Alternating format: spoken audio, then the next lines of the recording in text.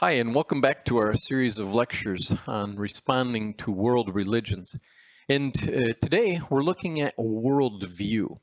So, what is worldview? What does that mean? Well, simply, somebody's worldview is the perspective that they use to process and interpret information received about the world.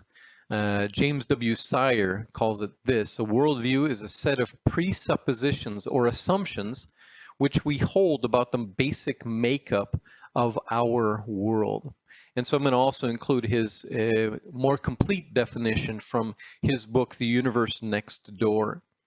A worldview is a commitment, a fundamental orientation of the heart that can be expressed as a story or a set of presuppositions, assumptions, which may be true, partially true, or entirely false, which we hold consciously or subconsciously, consistently or inconsistently, about the basic constitution of reality, and that provides the foundation on which we live and move and have our being. And if you're a Christian familiar with the Bible, you might recognize that phrase at the very end there. He's actually using a quote from the New Testament. But one of the things that I appreciate about this definition of worldview is how Sire allows for the fact that our presuppositions in our worldview are not necessarily logically consistent, and actually they may not have a evidentiary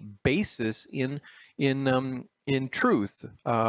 They could be false even, and we may grow up with these assumptions. We may simply accept them as true without ever identifying whether they really are, and that's the way we people are made.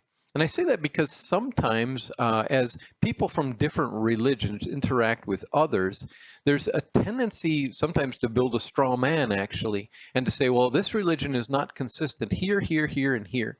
However, if most of us are honest with ourselves, our understanding of our religion also is frequently logically inconsistent. And there may be some presuppositions that we accept as true without ever having tested the validity of those presuppositions. So I want to give a very brief plan of a worldview structure and illustrate how that works. And as we move forward, as we look at other religions, well, as we look at all religions, including Christianity, we'll try to look as well at this worldview structure and try to identify what that religion is attempting to say and what are some of its presuppositions about the universe, and also then what it's trying to say for us now. So this plan is really 4 parts. First of all, we're going to start with the problem. In other words, what's wrong with the world and humanity? What issue needs to be solved? And then next would be the cause. Why? Why is there something wrong with the world and humanity? Why aren't they right? And then the remedy or the solution. What can fix that problem with the world, and then the means. In other words, how do we access that solution?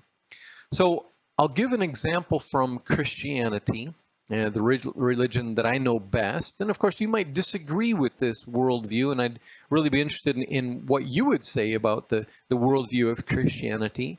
But I see it this way. The problem with the world is separation from God and from one another. And the cause of that separation from God and from one another is what we call sin, disobedience to God.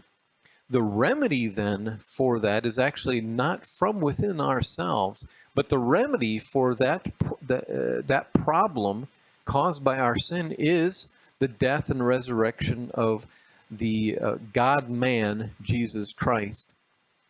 All right, so then how do we access that remedy? And according to the holy writings of Christianity, especially the New Testament, the means for accessing the solution is through faith in Jesus Christ, in his death and resurrection. And so that's an example of a worldview using Christianity. And again, we will look at other religions to try to identify what they say for their worldview, what they identify as the problem with the world and humanity, the cause, the solution, and the means to access that solution.